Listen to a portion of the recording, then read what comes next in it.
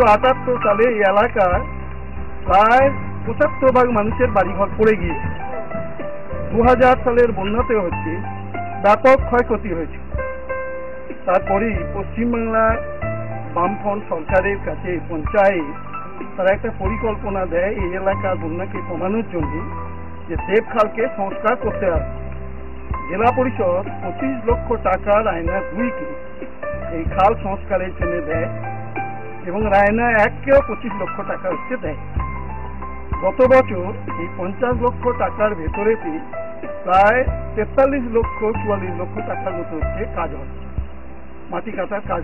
এবছরে বাদবাকি অংশের টাকার কাজটা সম্পন্ন হয়েছে এবং এই জায়গার বেকার ছেলে যারা বিপিএল পরিবারভুক্ত তাদের নিয়ে গ্রুপ তৈরি করে বন সৃজনের কাজও পঞ্চায়েত ব্যবস্থা এবং ইতিমধ্যে গত বছরে 70,000-এর মতো গাছ এই গ্রুপগুলি লাগিয়েছে। এদের সঙ্গে পঞ্চায়েতের একটা চুক্তি আছে যে 3 ভাগের 2 ভাগ তারা মানুষ করার পর পাবে আর 1 ভাগ পঞ্চায়েত পাবে। এবছরে যে অংশগুলো কাটানো হয়েছে সেখানে প্রায় 1,14,000-এর মতো গাছ লাগানো হয়েছে এবং গত বছরে যেখানে 12 জন এই কাজে নিয়োজিত ছিল, এখানে সব মিলিয়ে এবছরে নিয়োজিত আছে প্রায় 17 জন ছিল। ইতিমধ্যে এই গ্রামগুলিতে গ্রামবাসীদের দ্বারা গ্রাম পরিকল্পনার ক্ষেত্রে কর্মসূচি গ্রহণ করা হয়েছে। আমরা আশা করি যে রায়না 2 ব্লক তারা চিন্তা ভাবনা নিয়েছে যে এই এলাকাকে বিপিএল মুক্ত তারা করবে। সেই কাজে সফল অন্তত হওয়া যাবে আগামী 5 বছরের মধ্যে এবং এই খাল সংস্কারের ফলে কৃষকদেরও যে উপকারটা হয়েছে, একদিকে যেমন বন্যার হাত থেকে তারা উপাহতি পেয়ে ফসলগুলিকে রক্ষা করার কাজটা তাদের হচ্ছে, তেমনি আবার এই খাল দিয়ে যে জল বয়ে যাচ্ছে সেই জলকেও তারা সেচের কাজে ব্যবহার করছে। নিজস্ব দমকলই হোক কিংবা পঞ্চায়েতের দমকল অথবা ভাড়া দমকল দিয়ে লিফট ইরিগেশনের সাহায্যে এবছরের মতো খরা পরিস্থিতিতে তারা ফসলটাকে তৈরি করতে পেরেছে। অপরদিকে এই খাল দিয়ে প্রতিনিয়ত জল বয়ে যায়। এই এলাকার একটা বড় অংশের মানুষ যখন কৃষিকাজ থাকে না তখন খাল বিলেতে মাছ ধরে জীবিকা নির্বাহ করে। খাল সংস্কার হওয়ার ফলে এবং জলের প্রবাহ সবসময় থাকার ফলে বিশেষ করে ভাদ্র, আশ্বিন এবং কার্তিক মাস তারা জাল বা অন্যান্য মাছ ধরার যন্ত্রপাতি দিয়ে মাছ তারা ধরে এবং স্থানীয়ভাবে আবার বেশি পরিমাণে হলে বর্তমান বাজারে তারা মাছ বিক্রি করে জীবিকা নির্বাহ করে।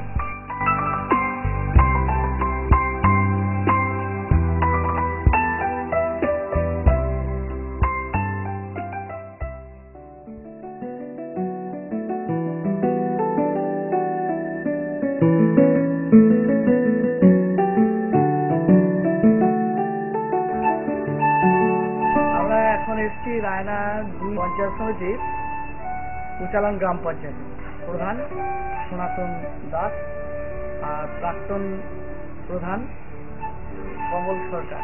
আমাদের এই পঞ্চায়েত নিজস্ব সোর্স বাড়ানো উপর জোর দিই এবং গত 3-4 আর্থিক বছরে আমরা রাজ্যের মধ্যে এই গ্রাম পঞ্চায়েত নিজস্ব তহবিল সংগ্রহে প্রথম হয়। গত 2004-5 আর্থিক বছরে দ্বিতীয় হয় এবং এই সোর্সকে নিজস্ব তহবিলকে কাজে লাগিয়ে আমরা বিভিন্ন উন্নয়নমূলক কাজ করেছি। যেমন বেকার যারা যুবক যুবতী আছে স্বনির্ভর করছি, তাদের আমরা 2টো জায়গায় সুপার মার্কেট করে তাদেরকে ব্যবসা বাণিজ্য সেখানে করার সুযোগ পাচ্ছে। আদিবাসী এবং তপশিলি জাতি অধ্যুষিত এলাকায় তাদের শিক্ষার প্রসার করানোর জন্য একটা মাধ্যমিক শিক্ষা কেন্দ্র আমাদের এই উচালন গ্রাম পঞ্চায়েতে নিজস্ব তহবিল থেকে আমরা করে দিয়েছি। এছাড়াও আরও শিক্ষা এবং স্বাস্থ্য খাতে এবং পানি বিকাশ উন্নয়নের প্রশ্নে এই গ্রাম পঞ্চায়েত কাজ করে যাচ্ছে। আমাদের এই গ্রাম পঞ্চায়েতে বর্তমানে 80টি GSY গোষ্ঠী আছে এবং 36টা হচ্ছে ওই SHG গোষ্ঠী আছে।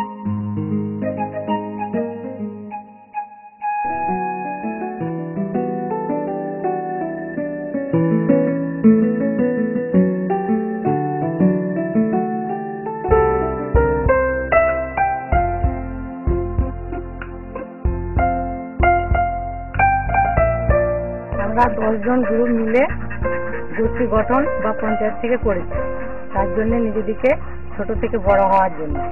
সেই জন্য ক্যাম্বেল হাঁস প্রতিপালন করা হচ্ছে। এই হাঁসগুলি আমরা পঞ্চায়েত থেকে পেয়েছি। হাঁসগুলি 2 মাস আগে পাওয়া গেছে। এই হাঁসগুলি প্রতিপালন করা হচ্ছে, বলেছে যে 6 মাস পরে ডিম দেবে। বাকি 2 মাস পালন হচ্ছে, আর 4 মাস পরে ডিম পাওয়া যাবে এবং ওই ডিমগুলি দিয়ে আমাদের রোজগার শুরু হবে।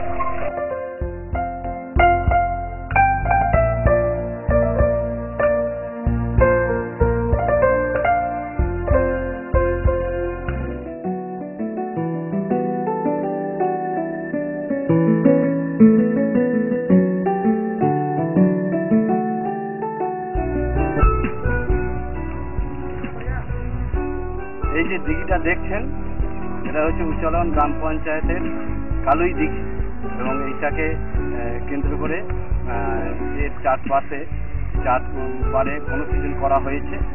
একটা পারে দেখছেন যে ফলের বাগান, আম বাগান করা হয়েছে।